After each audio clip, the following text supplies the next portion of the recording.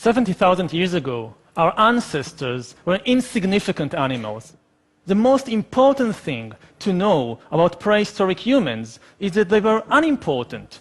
Their impact on the world was not much greater than that of jellyfish, or fireflies, or woodpeckers. Today, in contrast, we control this planet. And the question is, how did we come from there to here? How did we turn ourselves from insignificant apes minding their own business in a corner of Africa into the rulers of planet Earth? Usually, we look for the difference between us and all the other animals on the individual level. We want to believe, I want to believe, that there is something special about me, about my body, about my brain, that makes me so superior to a dog or a pig or a chimpanzee. But the truth is that on the individual level, I'm embarrassingly similar to a chimpanzee.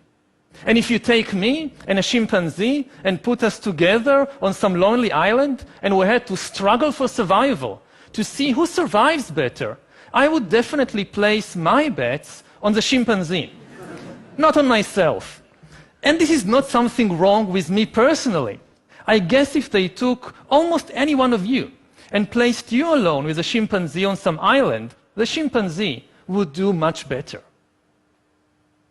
The real difference between humans and all other animals is not on the individual level, it's on the collective level. Humans control the planet because they are the only animals that can cooperate both flexibly and in very large numbers. Now, there are other animals, like the social insects, the bees, the ants, that can cooperate in large numbers, but they don't do so flexibly. Their cooperation is very rigid. There is basically just one way in which a beehive can function. And if there is a new opportunity or a new danger, the bees cannot reinvent their social system overnight. They cannot, for example, execute the queen and establish a republic of bees or a communist dictatorship of worker bees. Other animals, like the social mammals, the wolves, the elephants, the dolphins, the chimpanzees, they can cooperate much more flexibly. But they do so only in small numbers, because cooperation among chimpanzees is based on intimate knowledge, one of the other. If I'm a chimpanzee and you're a chimpanzee and I want to cooperate with you, I need to know you personally. What kind of chimpanzee are you? Are you a nice chimpanzee? Are you an evil chimpanzee? Are you trustworthy? If I don't know you, how can I cooperate with you? The only animals that can combine the two abilities together and cooperate both flexibly and still do so in very large numbers is us, Homo sapiens.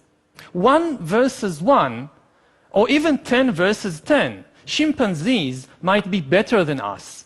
But if you pit 1,000 humans against 1,000 chimpanzees, the humans will win easily, for the simple reason that 1,000 chimpanzees cannot cooperate at all. And if you now try to cram 100,000 chimpanzees into Oxford Street, or into Wembley Stadium, or Tiananmen Square, or the Vatican, you will get chaos, complete chaos. Just imagine Wembley Stadium with 100,000 chimpanzees. Complete madness.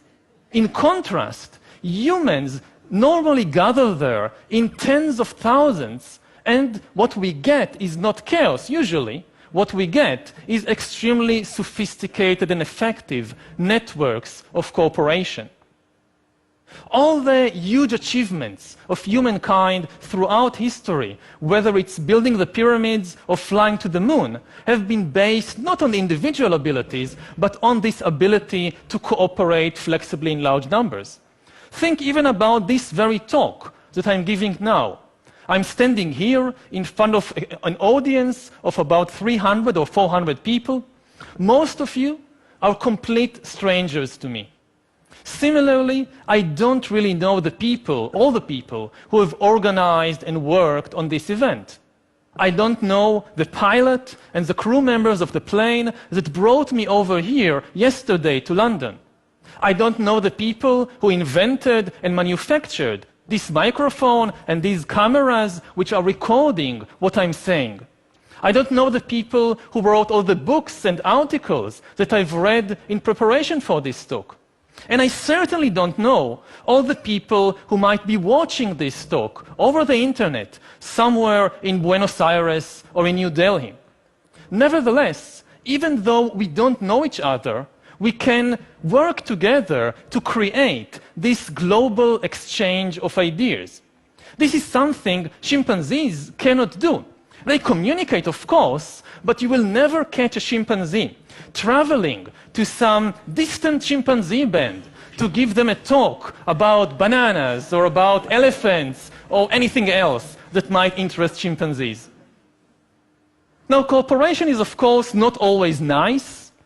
All the horrible things humans have been doing throughout history, and we have been doing some very horrible things, all those things are also based on large-scale cooperation.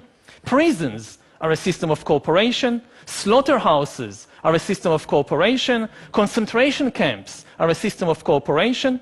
Chimpanzees don't have slaughterhouses and prisons and concentration camps.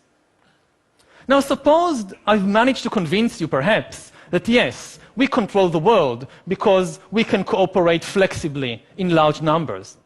The next question that immediately arises in the mind of inquisitive listener is how exactly do we do it? What enables us, alone of all the animals, to cooperate in such a way? The answer is our imagination. We can cooperate flexibly with countless numbers of strangers because we alone, of all the animals on the planet, can create and believe fictional stories. And as long as everybody believes in the same fiction, everybody obeys and follows the same rules, the same norms, the same values. All other animals use their communication system only to describe reality. A chimpanzee may say, look, there is a lion, let's run away. Or look, there is a banana tree over there, let's go and get bananas. Humans, in contrast, use their language not merely to describe reality, but also to create new realities, fictional realities. A human can say, look, there is a God above the clouds, and if you don't do what I tell you to do, after you die, God will punish you and send you to hell. And if you all believe these stories that I've invented, then you will follow the same norms and laws and values, and you can cooperate. This is something only humans can do. You can never convince a chimpanzee to give you a banana by promising him that after you die, you'll go to chimpanzee heaven, and you'll receive lots and lots of bananas for your good deeds. So now give me this banana. No chimpanzee will ever believe such a story. Only humans believe such stories, which is why we control the world, whereas the chimpanzees are locked up in zoos and research laboratories. Now, you may find it acceptable that, yes, in the religious field, humans cooperate by believing in the same fictions. Millions of people come together to build a cathedral or a mosque or fight on a crusade or in a jihad because they all believe in the same stories about God and heaven and hell.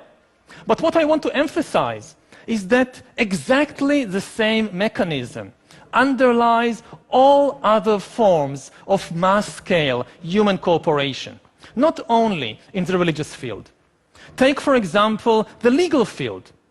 Most legal systems today in the world are based on a belief in human rights. But what are human rights? Human rights, just like God and heaven, are just a story that we've invented. They are not an objective reality. They are not some biological fact about Homo sapiens. Take a human being, cut him open, look inside, you will find the heart, the kidneys, neurons, hormones, DNA, but you won't find any rights. The only place you find rights is in the stories that we have invented and spread around over the last few centuries. They may be very positive stories, very good stories, but they are still just fictional stories that we've invented. The same is true of the political field. The most important factors in modern politics are states and nations. But what are states and nations? They are not an objective reality. A mountain is an objective reality. You can see it, you can touch it, you can even smell it. But a nation or a state like Israel or Iran or France or Germany, this is just a story that we've invented and became extremely attached to. The same is true of the economic field. The most important actors today in the global economy are companies and corporations. Many of you perhaps work for a corporation like Google or Toyota or McDonald's. What exactly are these things? They are what lawyers call legal fictions. They are stories invented and maintained by the powerful wizards we call lawyers. And what do corporations do all day? Mostly, they try to make money. Yet what is money? Again, money is not an objective reality. It has no objective value. Take this green piece of paper, the dollar bill, look at it. It has no value. You cannot eat it, you cannot drink it, you cannot wear it. But then come along these master storytellers, the big bankers, the finance ministers, the prime ministers, and they tell us a very convincing story. Look, you see this green piece of paper? It is actually worth 10 bananas. And if I believe it, and you believe it, and everybody believes it, it actually works. I can take this worthless piece of paper, go to the supermarket, give it to a complete stranger whom I've never met before, and get in exchange real bananas, which I can actually eat. This is something amazing. You can never do it with chimpanzees. Chimpanzees trade, of course. Yes, you give me a coconut, I'll give you a banana. That can work. But you give me a worthless piece of paper and you expect me to give you a banana? No way. What do you think I am, a human? Money, in fact, is the most successful story ever invented and told by humans because it is the only story everybody believes. Not everybody believes in God. Not everybody believes in human rights. Not everybody believes in nationalism. But everybody believes in money and in the dollar bill. Take even Osama bin Laden. He hated American politics and American religion and American culture, but he had no objection to American dollars. He was quite fond of them, actually. To conclude then, we humans control the world because we live in a dual reality. All other animals live in an objective reality. Their reality consists of objective entities like rivers and trees and lions and elephants. We humans, we also live in an objective reality. In our world too, there are rivers and trees and lions and elephants. But over the centuries, we have constructed on top of this objective reality a second layer of fictional reality, a reality made of fictional entities, like nations, like gods, like money, like corporations. And what is amazing, that as history unfolded, this fictional reality became more and more powerful, so that today, the most powerful forces in the world are these fictional entities. Today, the very survival of rivers and trees and lions and elephants depends on the decisions and wishes of fictional entities like the United States, like Google, like the World Bank, entities that exist only in our own imagination. Thank you.